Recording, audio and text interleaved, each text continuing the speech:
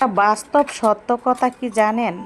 একজন পুরুষের কাছে সবচাইতে মানসিক শক্তি হচ্ছে তার বউ। একজন স্ত্রী যদি ভালো হয় তাহলে একজন বেকার হাজবেন্ডও প্রতিষ্ঠিত হয়। আর যদি একজন স্ত্রী খারাপ হয় তাহলে একজন প্রতিষ্ঠিত পুরুষও ফকির হয়ে যায়। তা যদি কারো কাছে তিতও লাগে তাহলে এটাই বাস্তব সত্য কথা। সম্মানিত দর্শক, আসসালামু আলাইকুম। আমি ফাতেমা বলছি নারায়ণগঞ্জ থেকে। সবাইকে ওয়েলকাম জানিয়ে শুরু করছি নতুন আরও একটি লাইফস্টাইল ব্লগিং ভিডিও। আশা করছি সম্পূর্ণ ভিডিওটি শেষ পর্যন্ত দেখবেন। ইনশাআল্লাহ আপনাদের কাছে ভিডিওটি ভালো লাগবে। তো আমরা মোরগ পোলাও খেয়ে নিয়েছি, এখন থালাবাটি ধুয়ে নিচ্ছি। তো আমি ধুয়েতে রেখে দিয়েছি, এখন আবারও কিছু বের হয়েছে, তো সেগুলো ধুয়ে নেওয়া হচ্ছে। পাখির রুমে যখনই আসি থালাবাটি যদি দেখি এলোমেলো তাহলে ভালো লাগে না। কতক্ষণ শেফালি আসবে, সে ধুবে, আসলে ও তো একবার আসবে একবারই ধুয়ে চলে যাবে। তাই সারাক্ষণই যখনই যেটা ময়লা হয় সাথে সাথেই আমি ধুয়ে ফেলার চেষ্টা করি। তো চুলাটাকে মুছে নেওয়া হলো, দুপুরকার রান্না করতে আবার চলে আসব। তো তার আগে একটু সেলাই কাজ করে নিচ্ছি। এই যে ড্রেসটা আমি সেলাই করতেছি এটা শেফালির জন্য দিব, মানে ওকে নতুন একটি জামা গিফট করব। দেখুন এই যে জামা পরে আবার দাঁড়িয়েও আছে। তারপর আমি চলে গেলাম রান্নাঘরে। তো তার আগে এখানে কোটাকাটি করে রান্নার জন্য রাখা হয়েছে। এই সময় আপনাদের ভাইয়া তার ফ্রেন্ডদেরকে নিয়ে ভর্তা খাবে। তো জাম ভর্তা, তারপর আমড়া ভর্তা, পেয়ারা ভর্তা, তো এক এক করে সবগুলো আমরা বানিয়ে নিচ্ছি।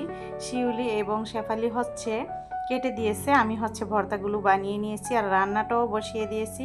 এই তো চুলায় ভাত বসিয়ে দিয়েছি। লাল শাক রান্না করব, নতুন লাল শাক বের হয়েছে। তো এই তো শাকটাকে এখন ভাগার দেওয়া হবে। রসুন আর পেঁয়াজ লাল লাল করে ভেজে তারপর শাকটাকে ভাগার দিব। তো এই তো ভাগারটাও দিয়ে দিলাম। যারা ভিডিওটা দেখতেছেন আপনারা শেষ পর্যন্ত দেখবেন। এটা যদি আপনারা একটু ধৈর্য সহকারে শেষ পর্যন্ত দেখেন তাহলে কোথাও না কোথাও আপনাদের কাছে ভালো লেগে যেতে পারে। যদি ভিডিওটি ভালো লেগে যায় তাহলে প্লিজ আমার চ্যানেলটিকে সাবস্ক্রাইব করে দিবেন। আর তাদের জন্য রইল আমার মন থেকে ভালোবাসা ও দোয়া। তো এই যে এখানে শিং মাছ কেটে তারপর রেখে দেওয়া হয়েছিল, সেটাকে আবার মেজে এখন ভেজে রান্না করতেছি, তাও আবার লাউয়ের ডগা দিয়ে। লাউয়ের ডগা, কলমি ডগা দিয়ে শিং মাছ রান্না করে খেতে কিন্তু অনেক ভালো লাগবে। হালকা একটু ঝোল ঝোল রাখতে পারেন। তো দেখুন এই যে শাক রান্না, ডাল রান্না আর শিং মাছ লাউয়ের ডগা দিয়ে রান্না করেছি।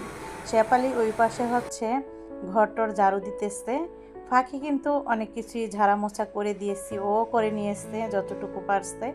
তো এই যে রান্না শেষ করেও ফেললাম। তো এক এক করে খাবারগুলো ডাইনিং টেবিলে প্রতিদিন যেই নিয়মে রেখে দিই সেই নিয়মেই রেখে দিয়েছি ঢাকা দিয়ে। তো সাইফুলকে একটু পরেই খাবারটা দিয়ে দিব। সাইফুল খেয়ে দোকানে গেলে আপনাদের ভাই আবার বাসায় আসবে, খাওয়া দাওয়া করবে, গোসল করবে। তো এই আর কি। তো এখন আমি টেবিলটা আজকে গুছাই নেই, তো এখন সব কিছু রেডি করার পরই আবার গুছিয়ে রাখতেছি। তো সবসময় আসলে সব কিছু হয়ে ওঠে না। সেলাই করেছি, তারপর আবার রান্না করতে চলে আসছি, যে ভর্তা বানালাম, এই জন্য আর কি কিছুটা সময় ওখানে চলে গেছে। তো এইরকমভাবেই আমরা কিন্তু কাজের ফাঁকে ফাঁকে অনেক কাজগুলো করে থাকি। তো যাই হোক, রান্নাবান্না শেষ করে খাওয়া দাওয়া আমরা শুরু করে দিয়েছি। আপনার ভাইয়া আর আমি খাইতে বসছি। সাইফুল শিউলি আগেই খেয়ে ফেলেছে। তারপর এটা বিকেলের দিকে পাস্তা রান্না করা হবে। আমি জানি না, নতুন রেসিপি, আমি এটা কখনো রান্নাও করিনি, কিন্তু আমি খেয়েছি, অনেক মজা হয়েছে। এই যে মজারালা চিজ, চিলি প্লেস, তারপর আরও কী কী, আমি যেহেতু রান্না করিনি তো আমি জানি না এখানে কী কী নিয়েছে আমার মেয়ে।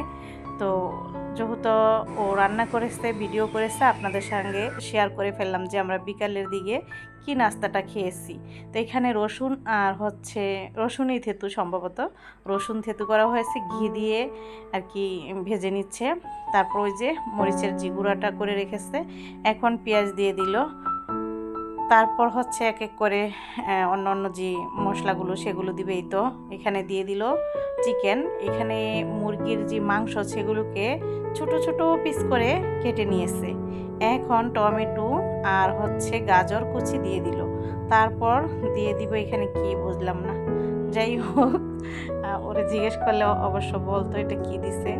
হোক রেসিপিটা যখন আমি পেজে ছাড়বো তখন তো আমার সব জিজ্ঞেস করতে হবে আর দেখতেও হবে, যেহেতু আমি কাছে ছিলাম না, যার কারণে এটা কি দুধ না কর্নফ্লাওয়ার বুঝতে পারছি না, মনে হয় দুধই হবে, গুঁড়া দুধ এটাই হবে। তো এই তো এখানে দেওয়া হলো টমেটো সস,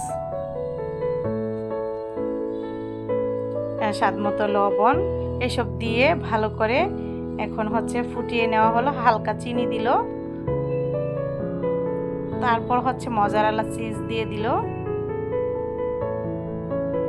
এখানে এখন সিদ্ধ করা যে পাস্তা সেটা দিয়ে দিল, দিয়ে ভালো করে নেড়ে এখন হচ্ছে এটাকে বেড়ে নিবে, সম্ভবত ওভেনে দিয়ে বাদ বাকি রান্নাটাকে কমপ্লিট করবে। আমি যতটুকু দেখেছি আর কি, আমি সেলাই কাজ একটু ব্যস্ত ছিলাম, কাটিং করতেছিলাম, অর্ডারি কাজ, তো এই জন্য আর কি কাছে ছিলাম না, আর আমি এটা রান্না করিনি। আমি এমনি তো নুডলস পাস্তা খুবই কম পছন্দ করি, আর এই জন্য রেসিপিগুলো আমি কম আর কি রেডি করি আর কি, কম বানাই, কম নুডলস রান্না করে মাঝে মাঝে ওদেরকে দিতাম, আর এই পাস্তাটা আমি খুবই কম খাই। কিন্তু আমার মেয়েদের জন্য, ছেলেদের জন্য আমি সবসময় ঘরে রাখি, ওরা ওদের মতো করে যখন যেটা ভালো লাগে খেয়ে নেয়। এই যে ধাপে ধাপে কিন্তু এখানে মজারালা চিজ দিয়ে দিচ্ছে আর ওই পাস্তাটা দিয়ে দিচ্ছে, দিয়ে সুন্দর একটা নাম কি যেন বলছিল, যাই হোক আমি পেজে সেটা শেয়ার করবো, আমার পেজটা যারা ফলো করেন তারা বুঝতে পারবেন।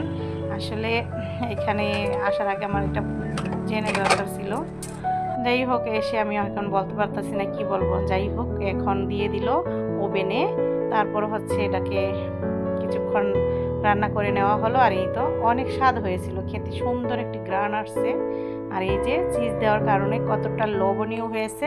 আশা করছি আপনাদের কাছেও ভালো লেগেছে। সবাই ভালো থাকবেন, আল্লাহ হাফেজ।